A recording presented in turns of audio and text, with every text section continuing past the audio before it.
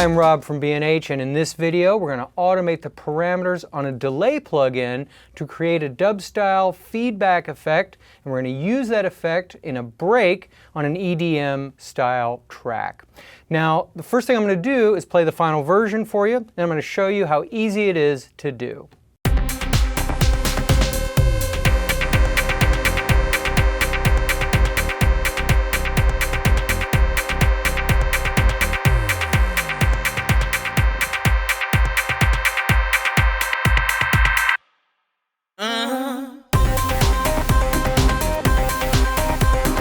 Now we're doing this in Logic using its tape delay plugin, but you could pretty much use any DAW and pretty much any delay plugin as long as you can automate the parameters. Also, I should point out that in a real production, this would probably be like a 16-bar break or even longer. For video purposes, we've shortened it to 8 bars.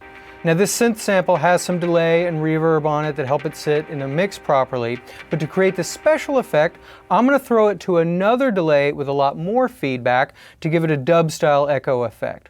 Now that delay that I'm using is on bus 3, and what I need to do is send the synth hit there just one time at the point where I want the effect to start. Now I could automate that send, but personally I find it easier just to copy that part to a new track and then send that track to bus 3 where this delay is.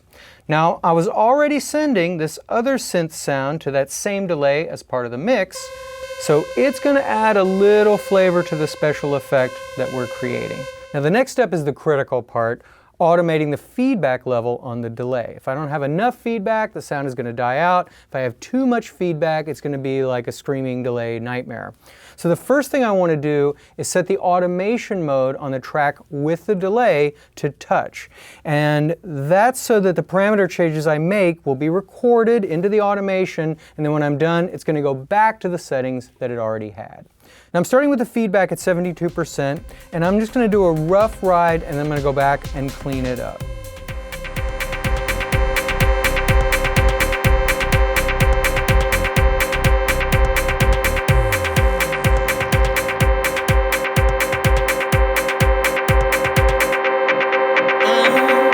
Okay, so that's a mess, but the basic idea is there. So now I'm going to go back and manually clean it up.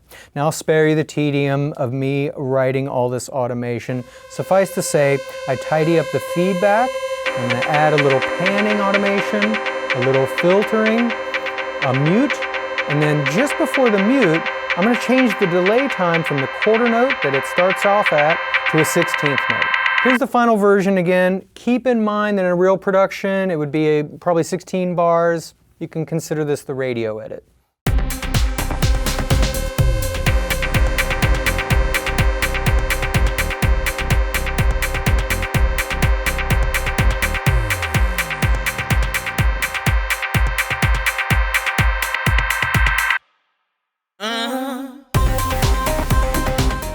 Before we wrap it up, a couple things to consider here really quickly.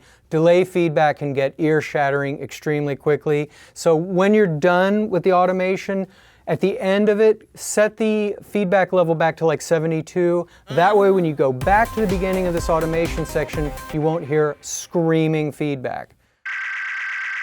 Also, once I'm happy with the automation, I bounce the effect out in real time as an audio file. Otherwise, I'm going to have to play from the beginning so that we hear the effect. That's really annoying. This also allows me to get that audio file sitting in the mix exactly where I want it. So there's a quick way to automate some delay effects to jazz up the break in your track. I'm Rob from B&H, and thanks for watching. Whether you're a hobbyist or a professional, B&H has the answers to your questions. Experience a world of technology at our New York City Superstore. Connect with us online or give us a call. Our staff of experts is happy to help.